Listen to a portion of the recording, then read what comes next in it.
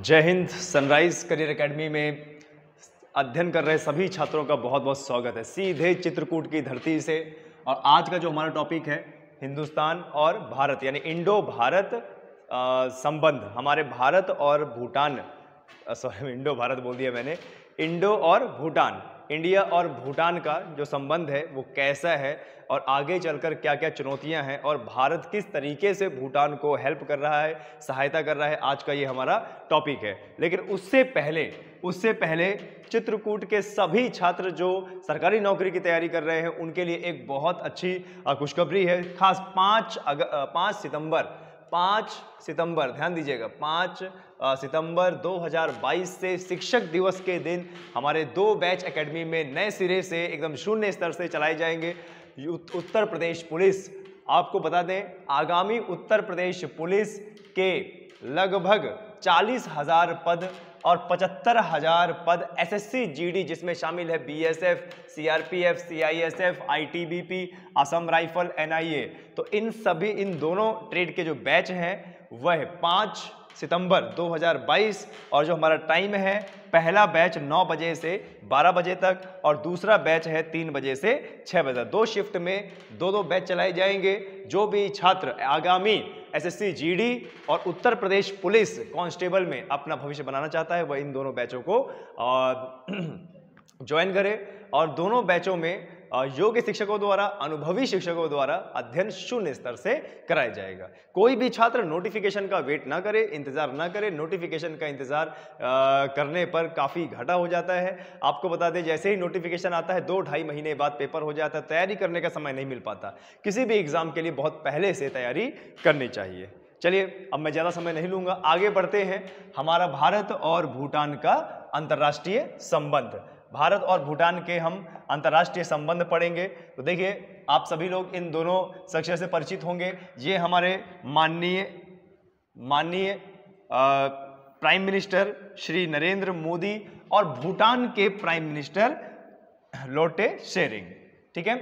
और आप सभी लोगों को पता होगा कि जो हमारा भूटान देश है ये हमारा मित्र देश है, भाई जैसा है। और हम अक्सर ये कोशिश करते हैं कि जो भारत है वह भूटान को अच्छे से अच्छी सामग्री, व्यापार और प्लस अपने छोटे भाई की तरह देखभाल कर सके। तो क्योंकि आज हम पढ़ने जा रहे हैं भारत और भूटान का संबंध, तो एक बार मैप को जरूर देख लेते हैं कि आखिरकार जो भूटान है वह दिशा कहाँ पर है, कितने देश टच होते हैं, भारत के कितने राज्य टच होते हैं और क्या भारत से बड़ा है या भारत से छोटा है, इसको हम देख लेते हैं।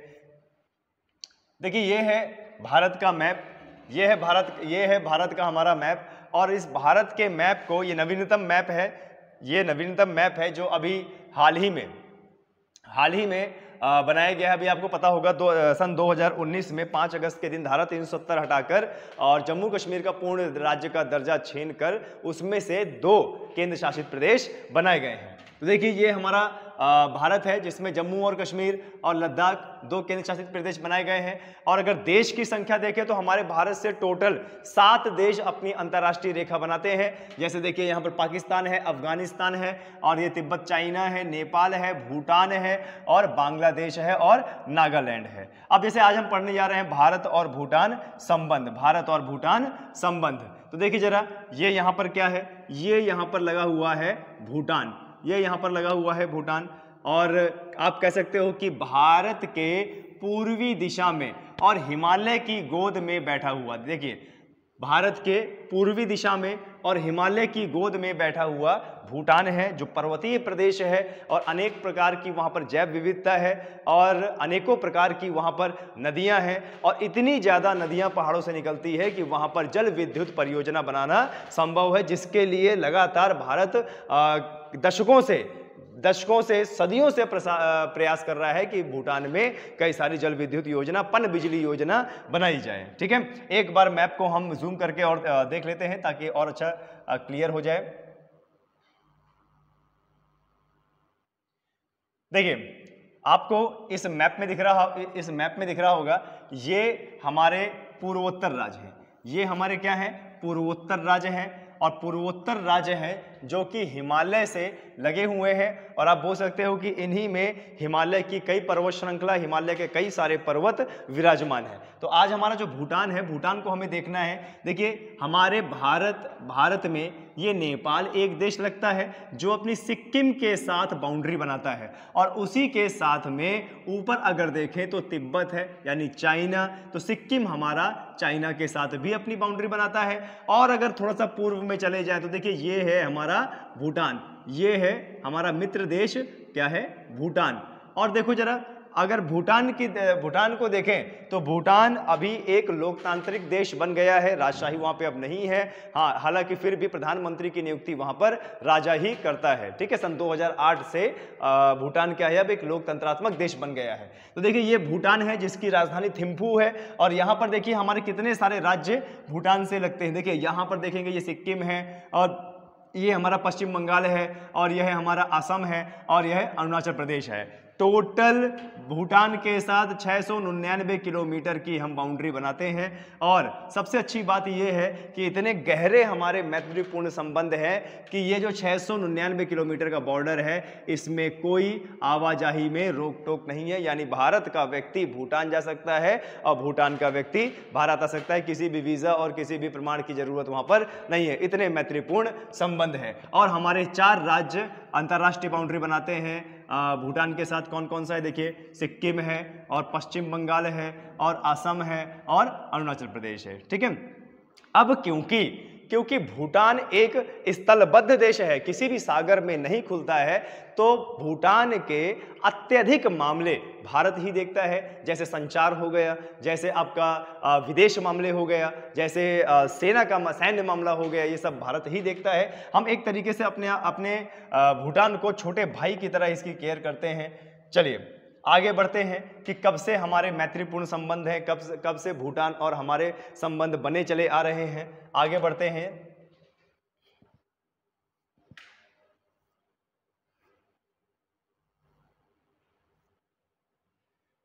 देखिए अगर हम मैप को और जूम करके देखें तो देखिए एक तरफ ये जो हमारा सिक्किम है, सिक्किम के पश्चिम में नेपाल है जिसकी राजधानी काठमांडू है, और ये है देखिए हमारा भूटान, ये क्या है हमारा भूटान जिसकी राजधानी क्या है, थिम्पू। और देखो सिक्किम और भूटान के यहाँ पर एक ट्राई जंक्शन है, ये यहाँ पे एक जो है ट्राई जंक्शन है जिसको क्या बोलते हैं, डोकला। क्या बोलते हैं इसको, डोकला। देखिए डोकला और डोकलाम ये दोनों अलग है, दोनों क्या है, पठारी क्षेत्र हैं। डोकला और डोकलाम दोनों अलग है, और सबसे ज्यादा जो विवादित क्षेत्र है वो क्या है, डोकलाम है। आज इसकी हम थोड़ी बहुत चर्चा करेंगे, ये हमारा पार्ट 1 लेक्चर है, पार्ट 2 भी आएगा, इसकी भी हम चर्चा करेंगे। अच्छा, अब यहाँ पर थोड़ा सा देखने वाली बात ये है कि आखिरकार डोकलाम विवाद से हमें क्या दिक्कत है। देखिए एक तरफ जो है नेपाल की बाउंड्री है, एक तरफ नेपाल की बाउंड्री है, ये देखिए यहां से, और दूसरी तरफ क्या है, भूटान की बाउंड्री है, और यहां पर हमारा सिक्किम है। अगर इसी के नीचे हम देखें तो ये हमारा बगल में पूर्व में क्या है, ये हमारा बांग्लादेश है। अब बांग्लादेश है तो देखिए भारत की सीमा जो काठमांडू यानी नेपाल और बांग्लादेश के बीच में ये जो स्पेस यहाँ पे दिख रही है, ये जो स्पेस दिख रही है, ये यहाँ पर स्पेस है, और इतना जो स्पेस है इसे चिकन स्नैक बोला जाता है। क्या बोला जाता है, चिकन स्नैक। मात्र 100 किलोमीटर की दूरी नेपाल और बांग्लादेश के बीच में है, जो एक सिक्योरिटी की दृष्टि से बहुत महत्वपूर्ण है। बहुत ज़्यादा सिक्योरिटी यहाँ पे देनी पड़ती है, इसी को बोलते हैं क्या, चिकन स्नैक। और यहीं पर क्या है, सिलीगुड़ी कॉरिडोर, यहाँ पर भी यहीं पर ही क्या है, सिलीगुड़ी कॉरिडोर, जहाँ से काफ़ी ज़्यादा मालवाहक वाहन आवागमन करते हैं। और देखिए इस सिलीगुड़ी का कॉरिडोर से 85 मील दूर ये यहाँ पर क्या है, डोकलाम है, जो कि भारत, भूटान और चाइना का क्या है, एक विवादास्पद क्षेत्र है। चलिए तो इसको हम आगे बढ़ते हैं। सबसे पहले संबंधों को पढ़ते हैं बहुत अच्छे से। देखिए आपको बता दें अभी हाल ही में हम क्या क्या कर रहे हैं भूटान के लिए। देखिए आपको बता दें, भूटान और भारत के बहुत पहले से संबंध है, भूटान और भारत के बहुत पहले से संबंध है, लेकिन फिर भी इतने संबंध अच्छे होने के बावजूद भी हमारे प्रधानमंत्री, हमारे यहाँ के जो नेता हैं, जो सरकार है, वह भूटान के लिए क्या कर रही है। प्रधानमंत्री ने, देखिए अभी अगर हम बात करें तो प्रधानमंत्री ने भूटान के अधिक से अधिक छात्रों को बौद्ध धर्म जैसे पारंपरिक क्षेत्र में अध्ययन करने को कहा है। क्यों? क्योंकि भूटान में क्या है, कौन से धर्म की मान्यता है सबसे ज्यादा? बौद्ध धर्म की मान्यता है। वहाँ पर श्रद्धालु बहुत ज़्यादा होते हैं, एक से एक वहाँ पर बौद्ध धर्म के मंदिर, तिब्बतन मंदिर पाए जाते हैं और उनका निर्माण होता है। तो प्रधानमंत्री ने क्या किया है, प्रधानमंत्री ने भूटान के अधिक से अधिक छात्रों को बौद्ध धर्म जैसे पारंपरिक क्षेत्र में अध्ययन करने के लिए भारत आने का नियंत्रण। लगभग 5,000 से 10,000 तक छात्र हमारे भारत में, भूटान से आए हुए छात्र हमारे भारत में अलग अलग विषय में अध्ययन करते हैं। तो ये अपने आप में कहीं ना कहीं मैत्रीपूर्ण संबंध है, जहां पर वह बिना वीजा के भारत में अध्ययन कर रहे हैं। तो ये कहीं ना कहीं मैत्रीपूर्ण संबंधों का ही नतीजा है। आगे देखिए, इस यात्रा के दौरान भारतीय प्रधानमंत्री 720 मेगावाट, हमारे माननीय प्रधानमंत्री मोदी जी गए थे भूटान और वहां पर कई पक्षों पर हस्ताक्षर हुए। उसमें से एक पक्ष यानी एक हस्ताक्षर भारतीय प्रधानमंत्री द्वारा 720 मेगावाट की मांगदेचू जल विद्युत परियोजना का भी उद्घाटन वहां पर किया गया। देखिए आप फोटो में देख सकते हैं, ये है मांगदेचू पन बिजली परियोजना और इसका उद्घाटन, जिसकी क्षमता कितनी है, 720 मेगावाट क्षमता है। इसका उद्घाटन वहां पर हमारे माननीय प्रधानमंत्री ने किया। और आपको बता दें, भूटान की ऐसी भौगोलिक स्थिति है और इतने सारे पर्वत हैं, हिमालयी पर्वत हैं, पठार है, जिनसे अत्यधिक नदियां वहां के पठारी क्षेत्र से जमीन पे गिरती है। और अगर भूटान की वास्तविक क्षमता देखें तो 30,000 मेगावाट की क्षमता है, 30,000 मेगावाट बिजली उत्पादन करने की क्षमता है। इसीलिए भारत हमेशा ध्यान देता रहता है कि भूटान में सड़क बनवाई जाए, भूटान में स्कूल और कॉलेज बनवाए जाए, भूटान में डैम बनवाए जाए, ताकि वह बिजली बना सके और बिजली वितरित कर सके और व्यापारिक दृष्टि से अपने पैरों पर खड़ा हो सके। चलिए आगे बढ़ते हैं। इसके साथ साथ जो माननीय प्रधानमंत्री हैं, भारत और भूटान ने संयुक्त रूप से ग्राउंड अर्थ स्टेशन और सैटकॉम नेटवर्क का उद्घाटन किया। अब ये क्या है, भारत ने भूटान को एक सैटेलाइट सुविधा भी प्रोवाइड की, जिससे वह अनेक क्षेत्रों का अध्ययन कर सकता है और अपने क्षेत्र में नज़र रख सकता है, भौगोलिक दृष्टि देख सकता है, अपने भौगोलिक मैप को देख सकता है और अपने देश में हो रही हलचलों को देख सकता है। ठीक है, ये चीज़ हुआ, जिसे भूटान में दक्षिण एशिया उपग्रह के उपयोग के लिए इसरो की सहायता से विकसित किया गया है। फिर से मैं पढ़ना चाहूंगा इसको। भारत और भूटान ने संयुक्त रूप से ग्राउंड अर्थ स्टेशन और सैटकॉम नेटवर्क का उद्घाटन किया, जिसे भूटान में दक्षिण एशिया उपग्रह के उपयोग के लिए इसरो की सहायता से विकसित किया गया। अब यह क्या है, ये एक अंतरिक्ष प्रौद्योगिकी उपयोग कार्यक्रम है। क्या है, अंतरिक्ष। हम एक सैटेलाइट उन्हें दे रहे हैं, किसकी मदद से, हमारे देश का इसरो की मदद से। किसकी मदद से, इसरो की मदद से। अब इसरो क्या है, हमारे देश का अंतरिक्ष अनुसंधान केंद्र, क्या बोलते हैं, इंडियन स्पेस रिसर्च ऑर्गेनाइजेशन, जिसका मुख्यालय कहाँ पे है, बेंगलोर में है। कहाँ पे है, बेंगलोर में है। तो हम इसरो की मदद से एक उपग्रह भेंट कर रहे हैं, किसको, भूटान को। और किसकी मदद से, सैटकॉम नेटवर्क की मदद से और ग्राउंड अर्थ स्टेशन की मदद से, ताकि वह भी अपने क्षेत्र में सैटेलाइट के तहत नजर बना सके। क्लियर है। अच्छा, विकसित किया गया यह अंतरिक्ष प्रौद्योगिकी के उपयोग के माध्यम से भूटान के विकास को सुविधाजनक बनाएगा और बनाने संबंधी भारत के प्रतिबद्धता का प्रतीक भी बनेगा ये आगे चल के। चलिए आगे बढ़ते हैं।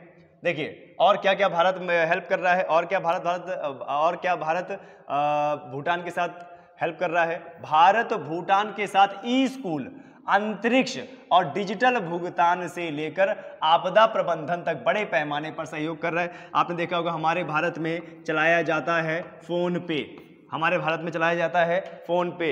अब ये फोन पे की सुविधा जो कि एक भारतीय सॉफ्टवेयर है, अब आप बोल सकते हो पैसा यानी मुद्रा का डिजिटल रूप से आदान प्रदान करना, जो फ़ोन पे का माध्यम है, स्वदेशी निर्मित सॉफ्टवेयर है, अब यह फ़ोन पे भूटान में भी चलता है। यानी आप भूटान में भी जाके फ़ोन पे का इस्तेमाल कर सकते हो। यानी हम एक तरीके से भूटान का डिजिटलीकरण कर रहे हैं। भारत डिजिटलीकरण में लगा हुआ है। देखिए, ई स्कूल, अंतरिक्ष और डिजिटल भुगतान। अब डिजिटल भुगतान का जब भी नाम आएगा तो किसका नाम लेना है? फोन पे का। वो यानी फोन पे हमारी कौन सी कंपनी है? स्वदेशी कंपनी है, जो वहां पर क्या कर रही है? लॉन्च हो गई है। और फोन पे के माध्यम से वहां भूटान के लोग भी अब पैसा आदान प्रदान, खरीद बिक्री, क्रय विक्रय कर सकते हैं। ठीक है, और आगे देखिए, डिजिटल पेमेंट से लेकर आपदा प्रबंधन तक बड़े पैमाने पर सहयोग करने की कोशिश कर रहा है हमारा भारत। और इस समय भूटान के 4000 से ज़्यादा छात्र हमारे भारत में अध्ययन कर रहे हैं,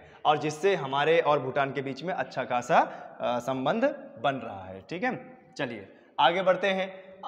हमारे और भूटान के अच्छे संबंधों की शुरुआत हुई कहाँ से? मैत्रीपूर्ण संबंध की शुरुआत कहाँ से हुई है? तो देखिए, 1949 में भारत भूटान संधि हुई थी। 1949 में भारत भूटान की क्या हुई थी? संधि हुई थी। अच्छा, इसमें क्या हुआ? भारत की आज़ादी के बाद 8 अगस्त 1949 को भारत और भूटान के बीच में दार्जिलिंग में एक संधि पर हस्ताक्षर किए गए। कहां पर? दार्जिलिंग में एक संधि पर हस्ताक्षर किए गए, जिसमें अनेक प्रावधान शामिल थे।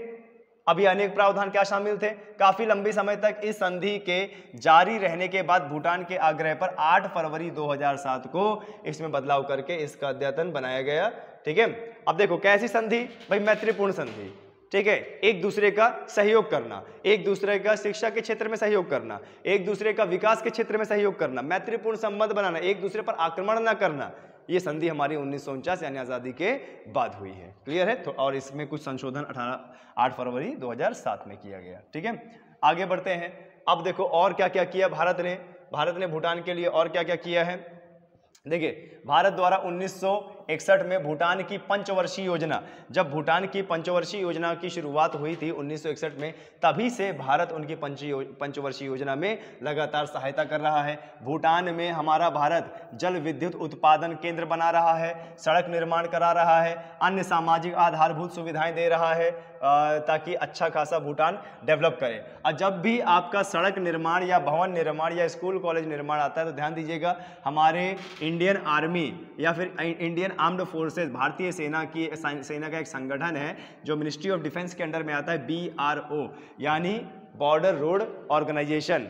बॉर्डर रोड ऑर्गेनाइजेशन, ये बॉर्डर रोड ऑर्गेनाइजेशन जो जितने भी बॉर्डर होते हैं, और या फिर आप बोल सकते हो पर्वतीय क्षेत्र में निर्माण करने का ठेका लेता है। ये सरकारी संस्था है, मिनिस्ट्री ऑफ डिफेंस के अंदर आती है। पर्वतीय क्षेत्र में जितने भी पुल का निर्माण, पर्वतों का निर्माण, घरों का निर्माण है, वह बॉर्डर रोड ऑर्गेनाइजेशन ही करता है। अभी आपको बता दें, भूटान में रोड निर्माण, सड़क निर्माण और हाईवे का निर्माण, और वहाँ पर कई सारे सरकारी दफ्तरों का निर्माण, स्कूल कॉलेज का निर्माण, और 1800 किलोमीटर लंबी आप बोल सकते हो विश्व का सबसे बड़ा ठेका जो लिया है वह BRO ने लिया है। कहाँ का?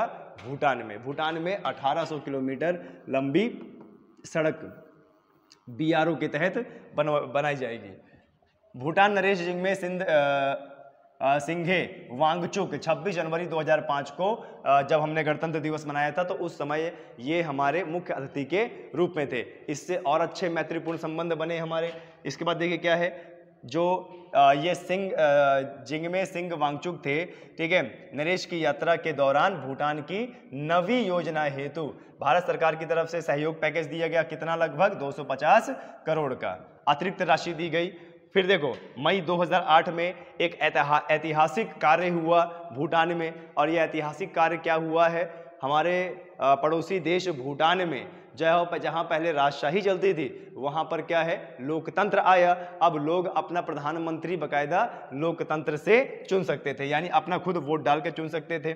मई 2008 में भूटान में ऐतिहासिक परिवर्तन हुआ, और इस दिन भूटान में चुनावों के माध्यम से प्रथम संसदीय सरकार चुनी गई है। वर्तमान में भूटान की राजनीतिक व्यवस्था और ये क्या है? राजतंत्रात्मक से लोकतंत्रात्मक बन गई है। कैसे? राजतंत्रात्मक से लोकतंत्रात्मक। इसका मतलब क्या होता है? राजशाही से लोकतंत्र, यानी वहां पर भी अब जनता का शासन हो चुका है। थोड़ा सा हमारे प्रीलिम्स के लिए ये डेट इंपॉर्टेंट होती है कि भाई कब बना, क्यों? क्योंकि भारत का भी सहयोग इसमें रहा होगा, हमारा पड़ोसी देश है। चलिए आगे बढ़ते हैं। ओके, आगे देखिए, हमारा बहुत अच्छी नीति है भारत की कौन सी नीति है? Neighbourhood first policy. नेबरहुड मतलब पड़ोसी पहले नीति। भारत की एक पहल है कि पहले पड़ोसियों को देखो, यानी हमारे जो पड़ोसी देश हैं उनको पहले समृद्ध करो, बाकियों से तो होता रहेगा, लेकिन पहले पड़ोसी जो है उनको खुश करना बहुत अच्छा होता है। तो हमारे देश ने एक नीति चालू की जिसने क्या है? Neighbourhood first policy. और नेबरहुड फर्स्ट पॉलिसी में सबसे पहले भारत ने किसकी हेल्प करने की कोशिश किया? भूटान की। क्लियर है? यहाँ पे आपके प्रीलिम्स में एक क्वेश्चन बन सकता है कि नेबरहुड पॉलिसी में पहला देश कौन लिया गया था? वो क्या है? हमारा भूटान है। ठीक है, तो नेबरहुड फर्स्ट पॉलिसी, और दोनों देशों के लिए क्या है? फायदेमंद साझेदारी थी, खासतौर पर किसमें? पनबिजली में, पनबिजली की सहायता में। क्यों? इससे हमारे विशेष संबंध क्यों बन रहे हैं? क्योंकि मैंने अभी बताया पर्वतों का प्रदेश है, भूटान पर्वतों का प्रदेश है, अच्छे खासे पर्वत हैं जहां पर अच्छी खासी नदियां निकल रही हैं, और नदियों का पन बिजली योजना में परिवर्तित करना, यानी जो बहता हुआ पानी है वो हमारे किस रूप में आ जाए ताकि हमारी उन्नति हो। तो भारत सरकार हमेशा ये आप इस फिराक में रहती है कि भूटान में डैम बनाए जाए, परियोजनाएं बनाई जाए, जिससे अत्यधिक मात्रा में बिजली उत्पन्न हो और भूटान उससे समृद्ध हो, दूसरे देशों को या दूसरे राज्यों को या हमें ही बिजली बेचे, तो इससे क्या होगा? वो समृद्ध होगा। भूटान में पानी की प्रचुर मात्रा है और उसके आसपास लगभग 30,000 मेगावाट पनबिजली बनाने की क्षमता है। 1987 में शुरू हुई चूखा पनबिजली परियोजना भारत और भूटान के जल संबंधी रिश्तों के लिए बहुत बड़ी क्या थी? क्षण थी। ठीक है, यानी बहुत बड़ी योजना थी जो हमारे भारत द्वारा लाई गई। साल 1971 के बाद से ही भूटान संयुक्त राष्ट्र का सदस्य हो गया। देखिए, यूनाइटेड नेशन का भूटान सदस्य हो गया, और जब यूनाइटेड नेशन में उसको सदस्य बनना था तो भारत ने उसकी पैरवी की, यानी भारत ने यह यूनाइटेड नेशन को जोर दिया कि भूटान को भी यूनाइटेड नेशन का सदस्य बनना चाहिए, सपोर्ट किया। यही मैत्रीपूर्ण संबंध हमारे बने हुए हैं। हर जगह भारत भूटान को हेल्प करता है। क्लियर है? आगे देखिए, भूटान सार्क का संस्थापक देश रहा है। सार्क एक समूह है साउथ एशिया एसोसिएशन का। यह बिम्स्टेक और विश्व बैंक और IMF का भी सदस्य बन चुका है। देखिए, एक स्थलबद्ध देश होने के बावजूद भी जो भूटान है वह अपनी अंतर्राष्ट्रीय पहचान बना रहा है। अंतर्राष्ट्रीय आप बोल सकते हो कि पहचान बना रहा है, ताकि स्थलबद्ध होने की वजह से भी होने के बावजूद भी वह विश्व में अपनी ऐसी पहचान बनाए कि वह समृद्ध हो, विकास हो उसका, उसके लोगों का विकास हो, उसके जनजातीय लोगों का विकास हो। ठीक है, और हर जगह, चाहे बिम्स्टेक हो, चाहे विश्व बैंक हो, चाहे IMF हो, भारत हमेशा भूटान के साथ खड़ा है और उसका सपोर्ट करता है कि इनको भी सदस्य बनाना चाहिए। आगे देखते हैं। देखिए, ये अभी जो डोकलाम विवाद में बताने जाऊंगा ये उससे रिलेटेड है, लेकिन थोड़ा सा और हम भारत के बारे में, भारत और भूटान के व्यापारिक परिदृश्य के बारे में देख लेते हैं। ठीक है, देखिए, भारत भूटान का सबसे बड़ा व्यापारिक भागीदारी, बिल्कुल सही बात है। क्यों? क्योंकि पड़ोसी पहले नीति के हिसाब से ये जो हमारा क्या बोलते हैं भूटान है, भारत भूटान का सबसे बड़ा व्यापारिक भागीदारी, यानी भूटान में जितना भी व्यापार होता है उसमें सबसे ज्यादा व्यापार कौन करवाता है? भारत करवाता है। ठीक है, ऐसे तो भूटान बहुत सारे लोग देशों से व्यापार करता है, लेकिन सबसे ज्यादा व्यापार किससे करता है? भारत से करता है। ठीक है, ये आपके प्रीलिम्स में आ सकता है कि इनमें से कौन से देश से सबसे ज्यादा व्यापार करता है? भारत से करता है। भारत से ही उसका सबसे ज्यादा आयात निर्यात होता है। ठीक है, वर्ष 2018 में दोनों 18 का देखिए आंकड़ा बता रहा हूं मैं, वर्ष 2018 में दोनों देशों के बीच कुल कितना व्यापार हुआ? 9,228 करोड़ का। भारत और भूटान के बीच लगभग 9,228 करोड़ रुपए का आदान प्रदान हुआ। अब देखिए, इसमें सबसे ज्यादा क्या हुआ? इसमें भारत से भूटान को होने वाला, भारत से भूटान को, यानी हमारे भारत से वस्तुएं भूटान गई तो उसका मूल्य लगभग कितना था? 6,011 करोड़। और जब द्विपक्षीय व्यापार है तो सीधी सी बात है भूटान से भी भारत कुछ वस्तुएं आएंगी, तो भूटान से भारत जो वस्तुएं आई हैं यानी निर्यात, तो कितना? 3,217 करोड़ का निर्यात हुआ। ये 2018 के, यानी साल दर साल यह व्यापार क्या है? बढ़ रहा है। और हम इसको क्यों बढ़ाना चाहते हैं? क्योंकि भौगोलिक दृष्टि से भूटान हमारे लिए एक सिक्योरिटी का काम करता है। ठीक है, भूटान के कुल निर्यात का 78% दर्ज किया गया। ठीक है, भूटान के कुल आयात का 84%, भारत के कुल आयात भूटान के कुल आयात का 84% किसने किया? भारत ने किया। और भूटान के कुल निर्यात का 78% दोनों देशों के बीच में हुआ। क्लियर है? आगे देखिए, भारत से भूटान को निर्यात होने वाली वस्तुएं हम क्या देते हैं उसे? हम निर्यात में भूटान को देते क्या हैं? उसके पास कमी है और हम उसकी कमी को पूरा कर देते हैं, उसके जीवन समृद्ध कर देते हैं। तो भारत क्या देता है उसे? मशीनरी देता है, खनिज उत्पाद देता है, यांत्रिक उपकरण देता है, बिजली के उपकरण देता है, धातुएं देता है, वाहन, सब्जी उत्पाद, प्लास्टिक की वस्तुएं भारत यहाँ से निर्यात करता है। क्यों? क्योंकि भारत एक बहुत बड़ा औद्योगिक केंद्र भी है। बहुत बड़ी यहाँ पर बड़े बड़े औद्योगिक केंद्र हैं, इंडस्ट्री है, प्रौद्योगिक शालाएं हैं। ठीक है। अच्छा, भूटान से हमारे भारत में क्या क्या आता है? भूटान से जैसे बिजली आती है, मैंने क्या बताया अभी, 30,000 मेगावाट की क्षमता है, अच्छी मात्रा में बिजली उत्पन्न होती है, भारत लेता है उससे बिजली। और फिर फेरोसिलिकॉन, पोर्टलैंड सीमेंट, डोलोमाइट और सिलिकॉन, सीमेंट, क्लिंकर, लकड़ी तथा लकड़ी के उत्पाद, आलू, इलायची, फल, ये सब पर्वतीय जो फल होते हैं भूटान से डायरेक्टली हमारे मार्केट में आते हैं, ताकि हमारा देश भी वैसे फ्रूट का, फलों का और मसालों का लुत्फ उठा सके जो यहाँ पर नहीं मिल पाते हैं। ठीक है, तो ये सब चीज़ें आयात निर्यात होती हैं।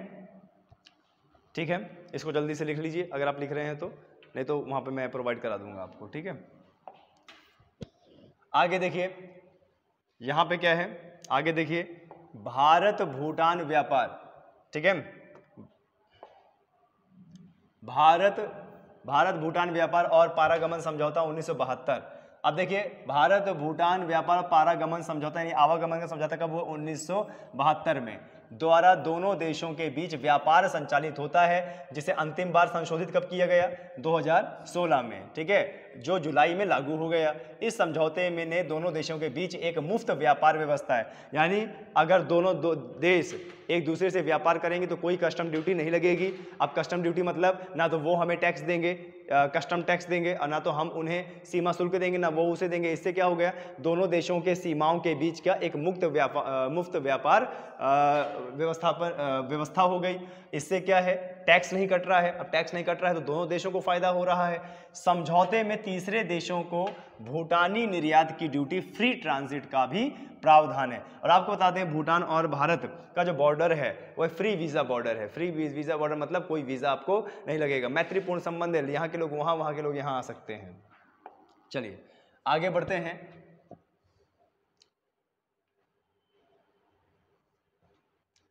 देखिए, प्रोजेक्ट दंतक, अभी आपको बता दें, BRO जो मैंने बोला था ना, BRO क्या है? Border road organisation. यह एक संस्था है, बॉर्डर रोड ऑर्गेनाइजेशन, जो मिनिस्ट्री ऑफ डिफेंस के अंडर में आती है। और मिनिस्ट्री ऑफ डिफेंस के अंडर में आती है तो ये क्या करती है? भवन का निर्माण, रोड का निर्माण, पुल का निर्माण। कौन से क्षेत्रों में? पर्वतीय क्षेत्रों में। अभी हाल ही में ये एग्जाम में पूछा गया था कि भारत सरकार की कौन सी संस्था जो मिनिस्ट्री ऑफ डिफेंस के अंडर में आती है और पर्वतीय क्षेत्रों में निर्माण का कार्य करती है, वो क्या है? BRO। यहाँ बाकायदा सरकारी इंजीनियर वर्क करते हैं इसमें। देखिए, अभी एक क्या है? प्रोजेक्ट दंतक चल रहा है। और ये प्रोजेक्ट दंतक कौन चल रहा है? ये BRO के तहत विश्व का सबसे बड़ा प्रोजेक्ट है। और इसके तहत क्या हो रहा है? इसके तहत बहुत सारे निर्माण कराए जा रहे हैं भूटान में, ताकि भूटान आर्थिक दृष्टि से संपन्न ना होते हुए उसका क्या है? विकास हो, निर्माण हो। पैसा उसके पास नहीं है तो हम अपनी तरफ से पैसा उसके ऊपर लगा रहे हैं। जैसे देखिए, किस प्रोजेक्ट दंतक के तहत किसकी संरचना की जाएगी? ऊर्जा, अवसंरचना, सुरक्षा जैसे महत्वपूर्ण पहलुओं को देखें तो भारत में क्या है? भारत के सहयोग से भूटान की अवसंरचना की दशा और दिशा दोनों ही बदल गई है। भारत ने इतना ज़्यादा पैसा इन्वेस्ट किया है भूटान में अपनी सिक्योरिटी को लेकर कि जो पहले का भूटान था आज एकदम अलग है। हर क्षेत्र में भारत भूटान के ऊपर पैसा खर्च कर रहा है। ठीक है, अब इस दंतक प्रोजेक्ट में है क्या? इसमें भारत की सीमा सड़क संगठन द्वारा चलाए जाने वाले प्रोजेक्ट दंतक की भूमिका अहम है।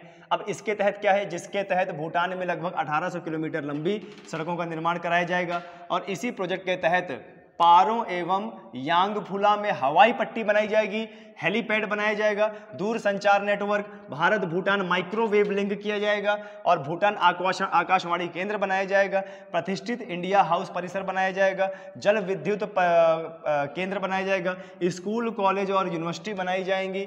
ठीक है, वर्ष 1961 में भारत के सीमा सड़क संगठन द्वारा शुरू किया गया प्रोजेक्ट दंतक किसी विदेशी धरती पर राष्ट्र निर्माण के लिए शुरू किया गया सबसे बड़ा प्रोजेक्ट है। ये प्रोजेक्ट कब से शुरू किया गया है? 1961 से लेके आज तक यह प्रोजेक्ट चलाया जा रहा है और इसी प्रोजेक्ट के तहत आर्थिक समृद्ध किया जा रहा है, व्यापारिक दृष्टि से समृद्ध किया जा रहा है, शैक्षणिक दृष्टि से समृद्ध किया जा रहा है भूटान को। ठीक है, आया समझ में? चलिए, अब इतना तो फर्स्ट पार्ट में मैंने अभी बता दिया। ठीक है, इसमें कितना टाइम हो गया जरा देखिए, 29 मिनट्स हो गए। ओके, चलिए अब हम शुरू करते हैं कि विवाद क्या है। अब हम शुरू करते हैं कि विवाद क्या है।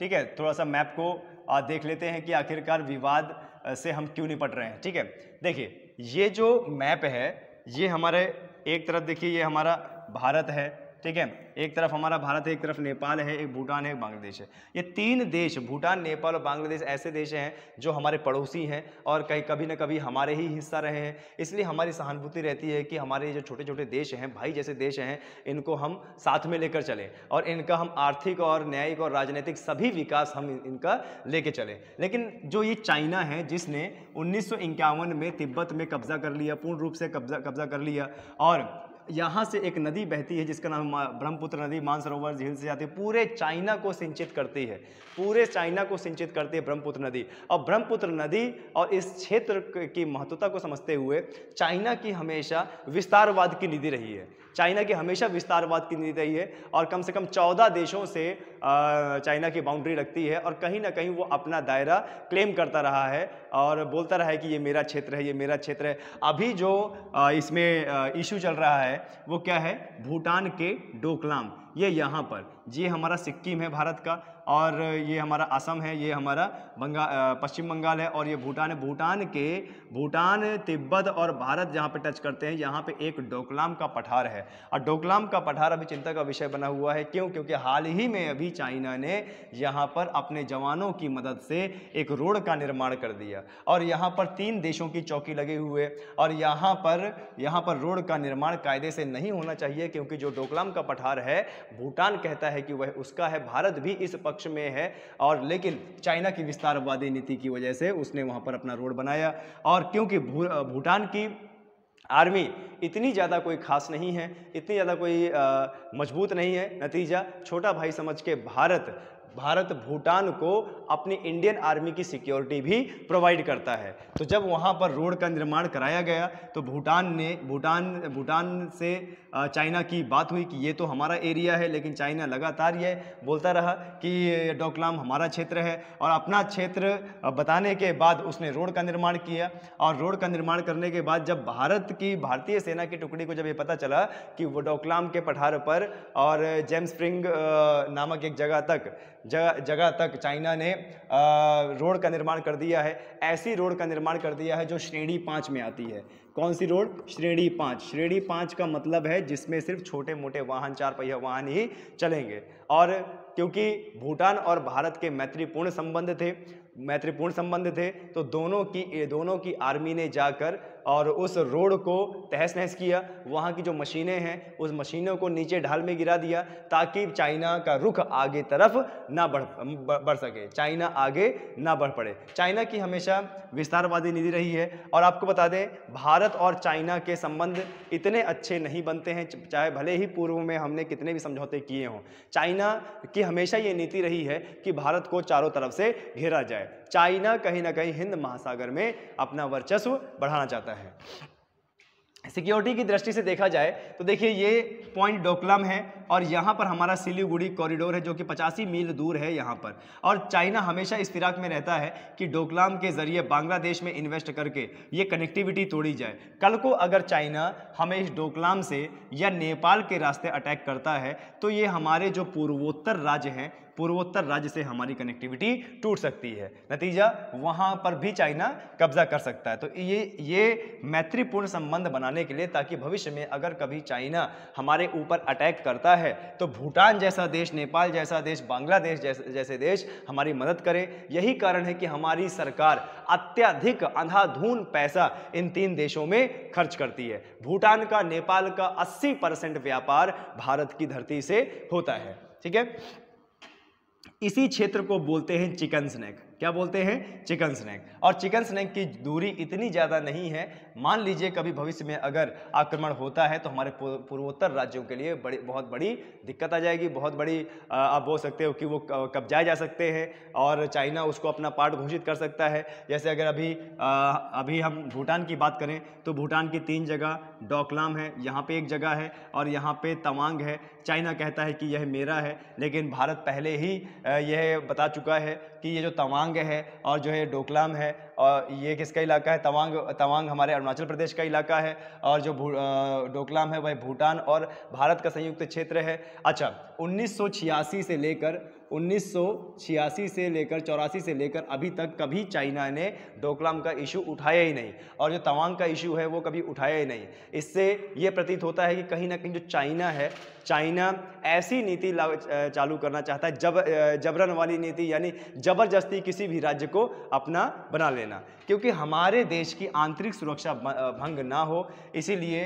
इस यहाँ पर जो पहाड़ी पोस्ट है तिब्बत में और जो सिक्किम में है और भूटान में है, लगातार यहाँ पर भारतीय सेना रातों दिन और ठंडी हवाओं के बीच, ठंडे मौसम के बीच ड्यूटी दे रही है। और वहाँ पर चाइना और चाइनीज़ सोल्जरों की, चाइनीज़ आर्मी की गतिविधियों को नज़र रखती जा रही है।